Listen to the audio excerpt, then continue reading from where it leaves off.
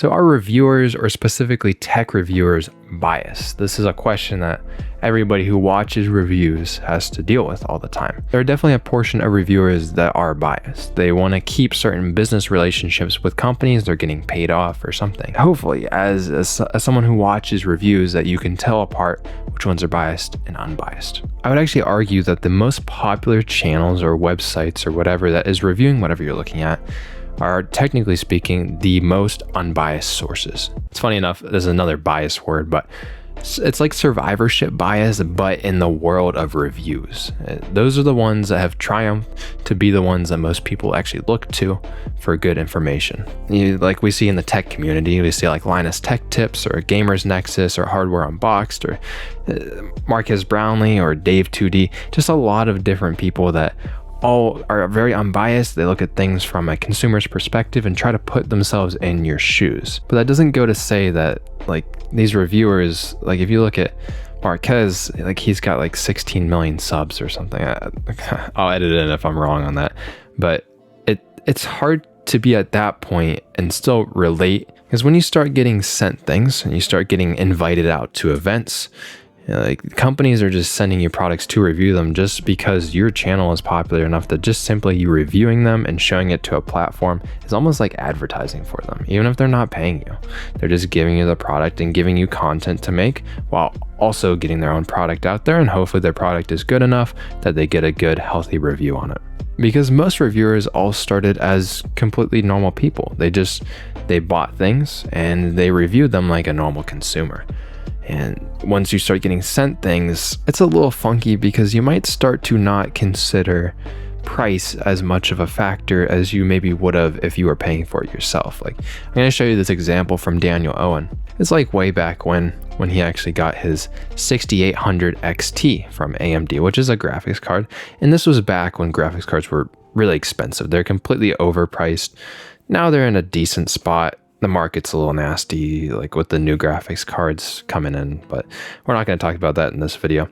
Daniel Owen bought a 6800 XT from AMD, and he made a video about it because we were on the fence, like especially when NVIDIA's cards were way overpriced. Like in his video, he talked specifically about the RTX 3080 being that's the card he wanted to get, but he couldn't get it because it was just far too expensive. So people were wondering, is AMD a good option? So he made a video about his experience going from NVIDIA to AMD and how that affected him in his like day-to-day workflow and life and gaming and everything like that.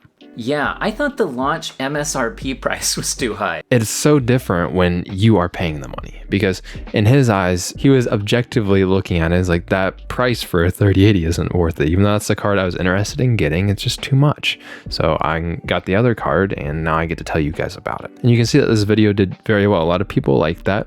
They like a very unbiased consumer like level perspective, asking a question that a lot of people have.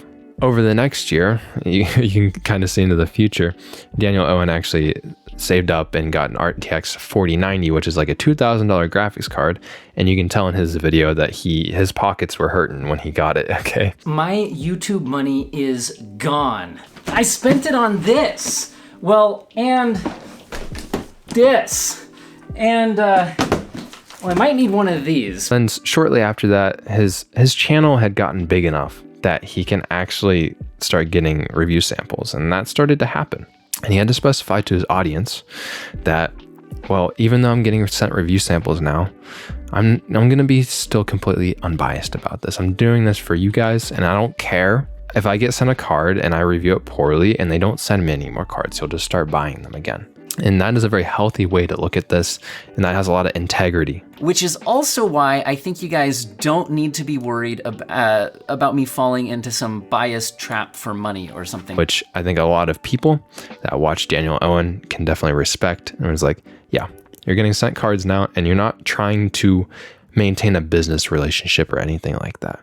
You're still doing your own thing. But over time, even for Daniel Owen's channel, I think once you start to get sent, I'm talking about graphics cards here, when you start to get sent a lot of graphics cards, something is going to change. You can't look at these things like they're as valuable as they were. It's kind of like just becoming used to the normal. It's like, oh, we got another graphics card. Price is sort of a thing. But I think for him in the future, it might get harder and harder to maintain this level of relatability to the audience that he has, especially as the bigger his channel grows. When you look at channels like Linus Tech Tips and they do a review about a graphics card like the RTX 4080, which was a very poorly received review from their channel, it's because it felt very tone deaf. Like it's like they looked at it at the market as a whole, and they didn't look at it from the consumer's perspective, because when they look at an RTX 4080 from the 3080, that this new card has gone up in price $500, even though it's still supposed to be in the same tier. So a huge price jump generation over generation, and to the average consumer, you are looking at it and you're like, that does not seem like a thing I should do. And it's very poorly received that they didn't touch on the fact that it was way overpriced in the video. What are you getting for $1,200 US? You're getting a GPU that's much faster than anything the previous generation can muster, with dual NVENC encoders that support AV1, a thermally very tame design with boatloads of thermal headroom that could potentially be cut down to fit lower profile chassis. That's one thing that you can lose, like when you start to get sent things, when you start to become a big reviewer, you can lose your relatability factor, because you have too much for the average person. However, that doesn't come without its benefits. When you're a bigger channel and you get sent a lot of things, like say in like Marquez's case, he gets sent a lot of phones. He can take a very unbiased perspective and compare a lot of things against each other. It's like he has enough smartphones in his catalog that he can make a smartphones awards at the end of the year. Even though that there's phones that he ranks very highly, like the ROG phone, but who's gonna actually buy an ROG phone? But like he looks at it and he's like, from an unbiased perspective, it's a good deal, it's a good phone.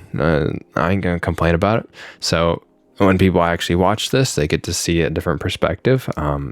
Somebody that actually sees the whole market is like, oh, this is actually what is good out there, what isn't good, and they can see like a summation. But this also comes with its downside, because reviewers get sent so many things.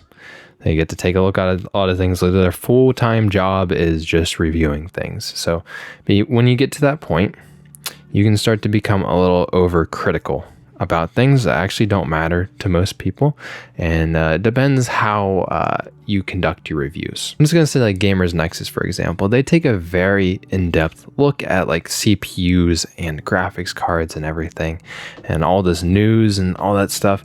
A little bit too critical for the average consumer, because say like you're comparing graphics cards. I'm mainly talking about graphics cards in this video. If you haven't noticed that yet, say there's like 10 models of a certain card. You can get really into it and compare like slight price differences for whatever amount. Oh, this one is 2 decibels quieter, or this one runs 3 degrees cooler, or 3 degrees more. It's up to the consumer when you're presented all this information that tech reviewers find really interesting. The average person, it doesn't really matter to. So you basically just look at it, and you have to look at it from a mindset that they test a lot, and they can actually objectively see what is the best value and everything.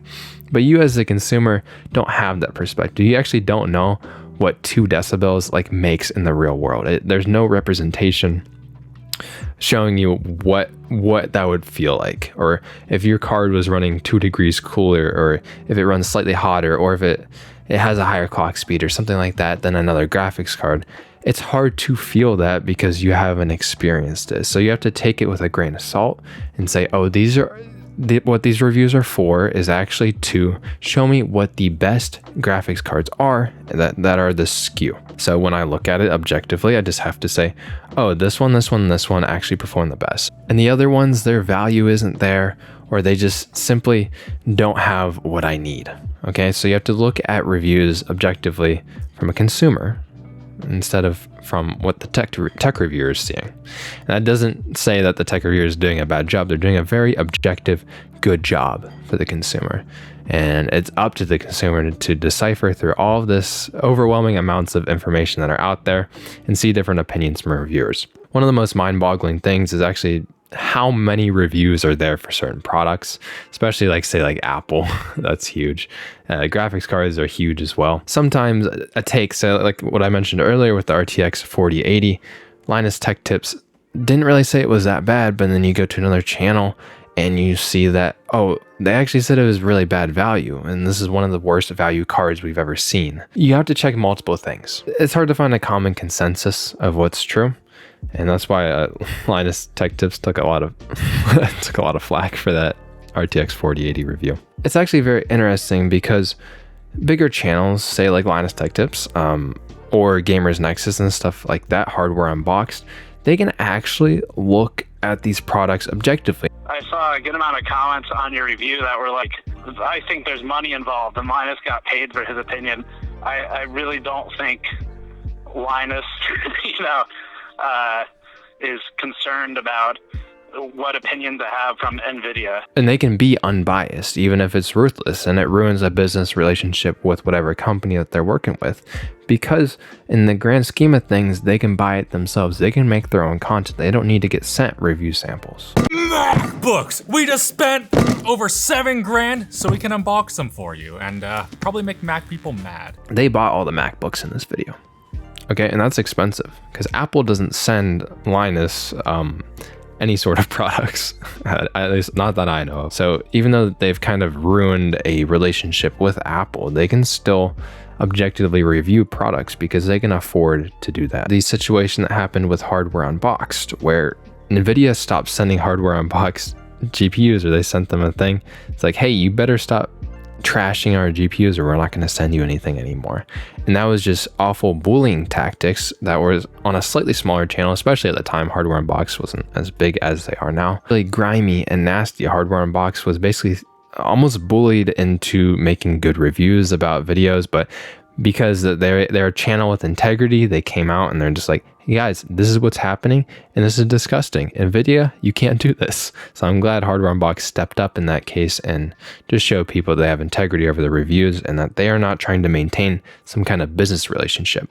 But this doesn't go to say that this doesn't exist with other channels. Other review channels might not have as much integrity as certain other ones, especially depending on the size of their channel. In that case, Linus Tech Tips actually stepped in and said that, hey, we're also going to risk our relationship with NVIDIA. NVIDIA hasn't really liked Linus Tech Tips in a while either because they're pretty objective about things. And yeah, I guess they don't like that. They actually stepped in and they risk their relationship completely with NVIDIA just to help out Hardware Unboxed because it shows also integrity for Linus Tech Tips. This also goes to show that review channels, I'm mainly talking about YouTube here, websites similar, but review channels on YouTube do have a brand and a reputation to maintain. And whether or not how much of that is actually like true or just a front for, upholding their reputation with the community, they need to make content. So something else that can be confusing to consumers is when you're sifting through reviews and then, they can't just title it, oh, it's a review. They need to get clicks on it. So you have to kind of say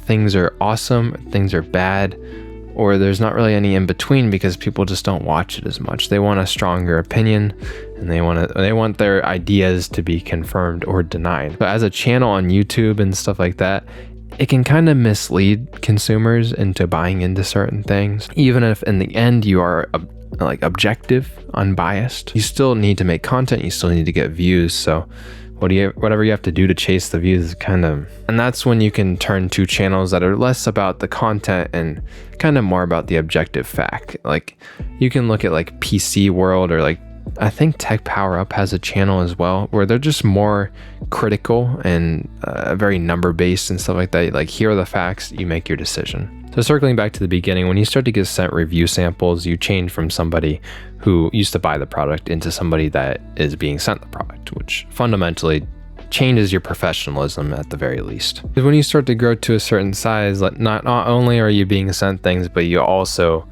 are making more money to spend on tech or whatever than the average person is probably ever gonna have. So it also changes that perspective. And tech reviewers and stuff like that, they can't do anything about that. They're in a position where they've grown to a point where their lifestyle and perspective has changed, and it's up to them to try to maintain some sort of authenticity and relatability to whoever's watching their channel. And I think some of them do okay about it. Linus is iffy. It feels a little weird when just like a normal person watches it, because look at this Dave 2D video. It's just like he buys like 3 MacBooks, like, or he got sent them. It's just, it's hard to relate to for the normal person. It's like, So I have their base model, one with upgraded storage, so 512 gigs, as well as a fully decked out M2 Pro version of these devices. he recommended in his videos like, oh, the baseline is a really, really good value, but you should probably get 1 tier above. You should get more RAM because it's better. But like, how does the average person know how much better 8 gigs of RAM is? It's a weird relatability thing. You don't have the experience that they have to say like, oh, this is what I should buy, when the reviewer knows why and how it feels to have more RAM in their computer. These reviews can be like a blessing and a curse. Pretty much. But they do try to be objective and unbiased, and I can definitely respect like the authenticity in review channels, and the ones that, you know, are the most neutral are the ones that have done really well. A lot of respect to all the channels. This is no hate. You know, I like to review things too, but I'm also just like a normal consumer. Like, I buy things and like that's a lot of money, and you know, I put stuff into it, and I try to be objective for you to show you guys value, but I also have a limited perspective on what I own, which is what's nice about having a reviewer. So let me know what you guys think, and I'll see you guys in the comments section below. Peace.